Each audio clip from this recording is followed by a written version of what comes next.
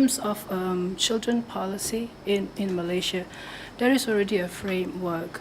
The problem would be like, do we have too many policy at hand? Is that the problem? Because what we have Act in place, we do have National Action Plan, and we also have, we are also signatory to the CRC. Yeah, and all this way back, for example, for the CRC, way back in 1995, when we ratified the convention. Soon after we ratified the convention, we have the Child Act 2001, and then we have some other acts, for example, to also look into the welfare of children, all for the purpose of ensuring their best interests are always taken into consideration, that there will be no discriminations against children, that there is right for them for survival and for development, that there is rights for them to be heard. Okay, so for that purpose, we actually have all this national policy and plan of action, but probably there is just too many in place that makes it a little bit difficult to see which one should prevail. And is it really working? Some are as old as 2009, and today it is 2018. Some are already well past its due date and need to be looked into. Now, when we talk about the well-being of children, do we differentiate them? We do not. Not for race, not for religion, for example. But here, I believe we are talking about the possibility of Maqasid approach, having an Islamic perspective in looking into the welfare of children. But that is not what is not in place right now with the existing act, nor policy that we have in place. It is actually, can you hear me, Dina? I can see that you're trying very hard to listen to me. I'm so very sorry. Perhaps my voice is too soft. I try to speak a little bit louder and put this mic a little bit nearer to me. Okay? All right then. So as I was saying, there are just too many national policy and too many action plan in place. For example, we have national policy for children, national policy and plan of action on reproductive health and social education. We have national policy, plan of action on child protection. We have plan of action on child online protection. We have all this in place. But you know, perhaps what we have not seen is like, can we perhaps consolidate all this to make it easier? So there is a proposal, there is a need for us to review what we have currently, to put in place somewhere, somewhat, where we can see everything on a single piece of paper, so everybody is on the same wavelength. Okay, right. I think with the diagram, it's a little bit easier for you to digest what I've just spoken in, at length. So basically, this is where we are in terms of children policy in Malaysia. We adhere to the CRC, okay? We adhere to the SDG roadmap, for example. And then we have the Child Act 2001 in line with the CRC convention. In place to that, I was just saying just now, do we now need to have a comprehensive national child policy? Taking into consideration, we have so many now, we have to look into some as old as 2009, and today it is 2018.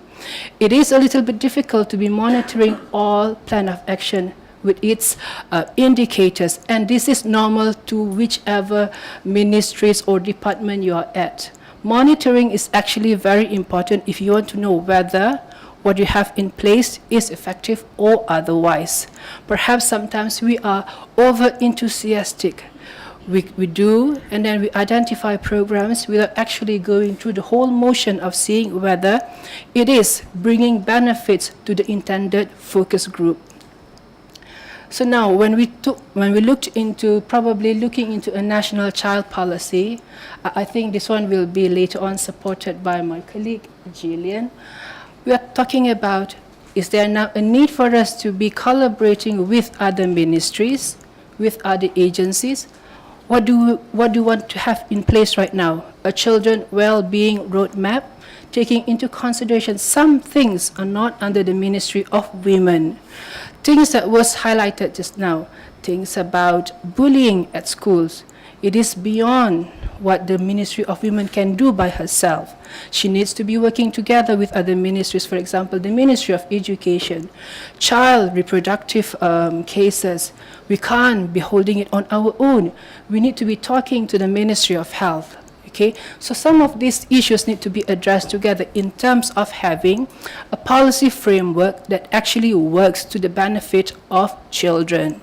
If we do not look at it in its entirety, I have a feeling that we may fail in actually safeguarding children in the future.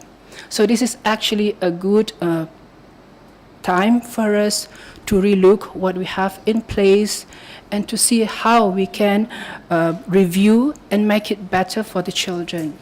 So in terms of what we currently have for our national child policies, for the child policy, we have 5 key aspects that we looked into.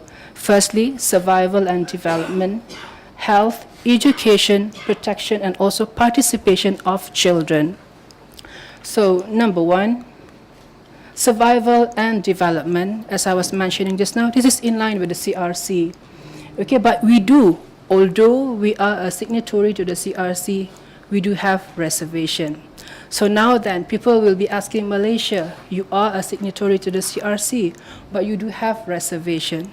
But it can't be helped at this point of time. There are certain things that need to be put in place before Malaysia can uplift those reservations.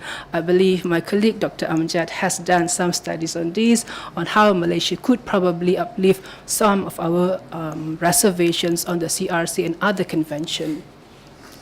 And then in terms of survival and development, we say children have the right to live.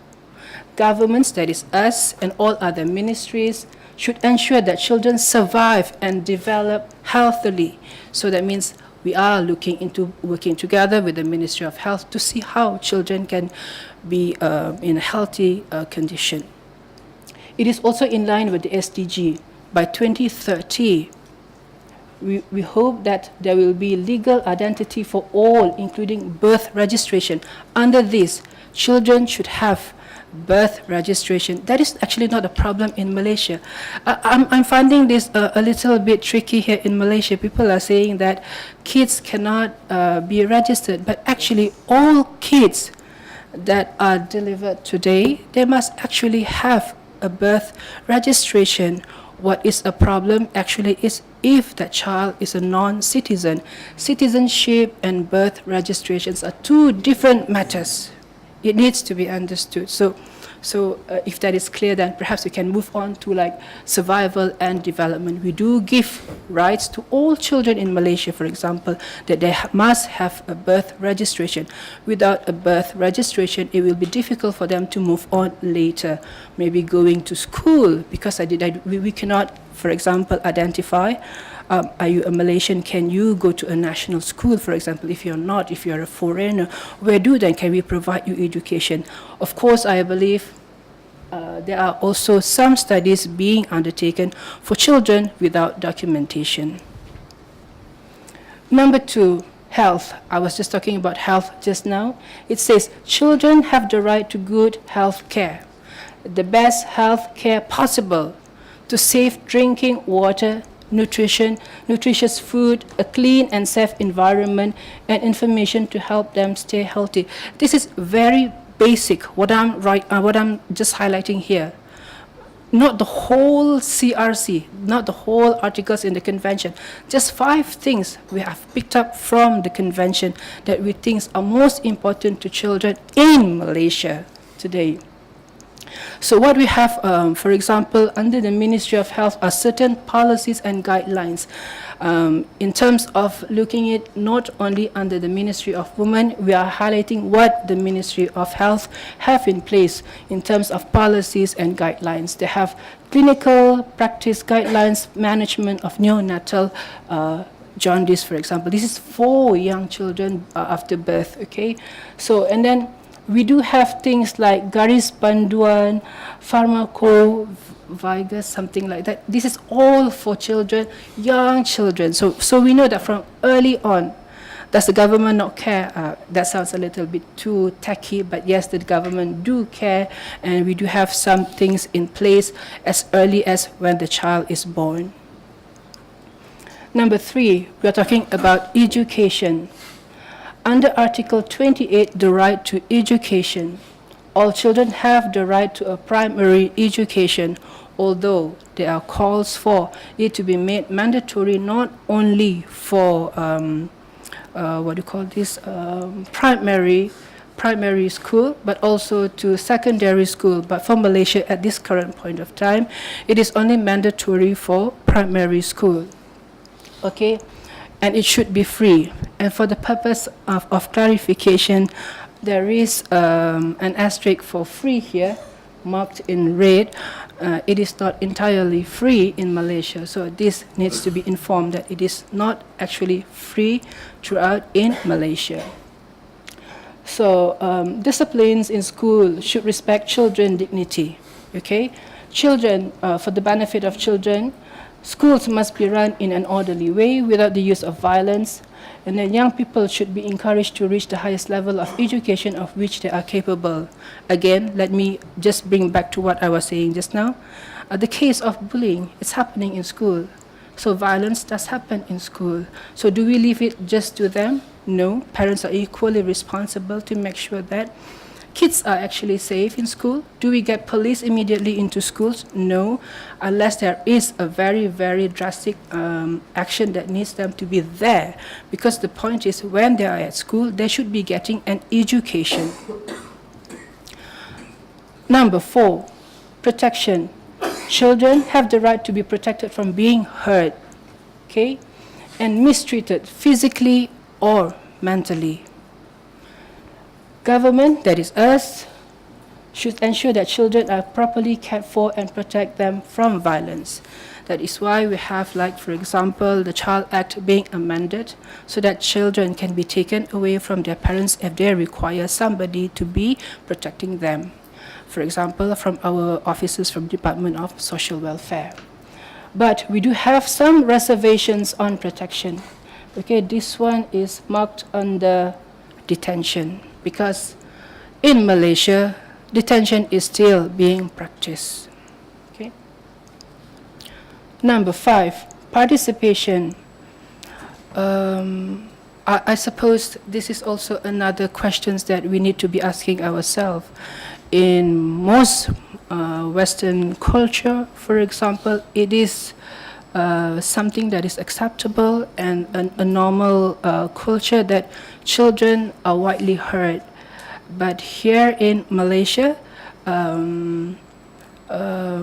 perhaps not fully, if I may say this correctly, not fully heard, but we do try in Malaysia in line with the CRC Article 12. So when we have to make a decision, in this case, under the Child Act 2001, for example, which was amended in 2016, there is now a National Council for Children. But the effectiveness is something that we need to relook. Do we need to have far more engagement with them for us to actually hear far more from them? Because when you need to hear from children, contact must be as extensive as possible. 1 or 2 times per year may not be the right amount of time to be actually discussing matters that are important to children. Although they are children, bear in mind what they may say have impact to the way we draw up our policy or program. So we may not be able to fully assist nor provide the right intervention if we do not listen to what they have to say. So all 5 aspects have been highlighted. So from survival and development and participation. So this is actually what the kind of policy framework that we have in Malaysia right now, in line with our commitment to the CRC, in line with what we try to aspire towards fulfilling our obligations under SDG. So we have a national act and also national policy and action plans. social protection for children. So social protection for children, just like Dr. Amjad was saying just now, we should be looking into certain target group. But what we did was, this was actually a study that was held somewhere in 2016. We took this on board, okay? We thought that this was really important about social protection for children. This is about breaking the cycle of poverty through nutrition. Just like Dr. Amjad was saying, looked into pregnant women and young children below the age of 2 years old with a possible contribution of RM 150 to be provided both by Zakat and also by the government. This is not in place yet, but this is something that we have taken on board. Should we be looking into the first 1,000 days of a child? What do we then, if we looked into this, can we do to ensure that that child is provided with protection during those 1,000 days? Okay, so it could be like early childhood receipt of long-term nutritional food can be given to them. This we need to look into further, not only with this ministry, but other ministry as well, the Ministry of Health and also UNICEF, for example. So this is something we have taken on board. This one is on family-based care. This is also another program which the ministry think is very important towards safeguarding children, ensuring that children are not taken out from the family institution. Okay, so this is family-based care, ensuring that as far as possible, placing them with people closest to them. For example, if the mother or the father is not deemed fit to be looking after them, to the nearest family member that can look after the children. So the core principle is actually no other care system is better than parents, be it adoptive or fostering. So this is something that we are looking into, in line also with our national act, the Child Act 2001, looking into making sure that children are always placed with people who are more likely to look into their well-being. So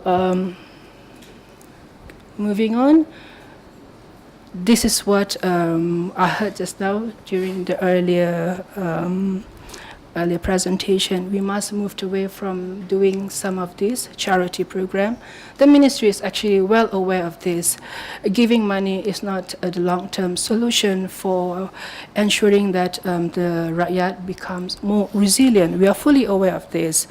In fact, we have been trying very hard to ensure that people giving assistance will move away after a certain period of time. Some do try very hard to move themselves out from that group to make sure that they're better in terms of economy, but far more often than not, some people prefer to remain where they are. But just so that we understand, these are some of those assistance that are provided for children in Malaysia. Firstly, it's for children, we have like 100 ringgit given out to children for one child. For underprivileged children to continue living with their families with love, attention, and proper care, of course.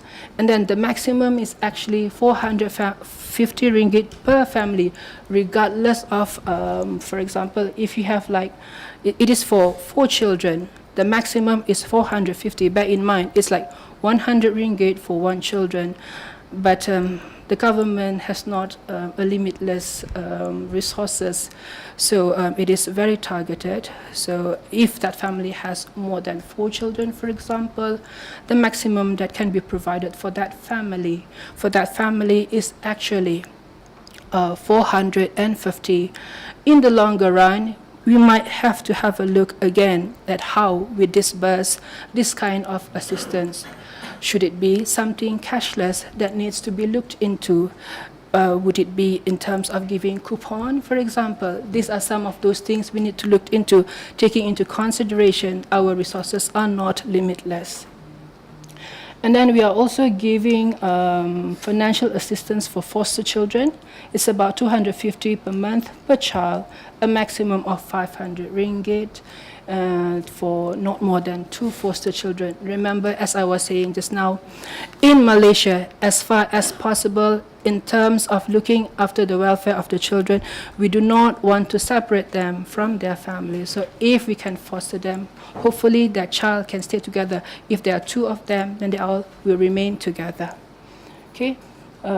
So basically, those are those assistance that we currently have in terms of monetary assistance. We also have institutions for children. Okay. For children in need of care and protection, for a place of safety, we have Rumah Kanak-Kanak, or what we call children's home. We also have Sekolah Tunas Bakti for those children in conflict with the laws. And then we also have place of refuge, Taman Sri Putri, for young girls having problem. And then we also have children beyond control. We have probation hostel, or what we call Asrama Akhlak. So these are some of those institutions we have currently in place based on our framework in terms of looking after children's welfare. So I've come to the end of my presentation, so I hope that will give you a fair idea of where we are in terms of policy in Malaysia, what we currently provide, some of the constraints we have. We have fully identified that some of those issues are not residing only in this Ministry of Women, but this requires us to collaborate further with other ministries for us to be working together. Perhaps I think if Jillian will go on later, she may want to highlight further on the roadmap for children well-being. Thank you, Madam.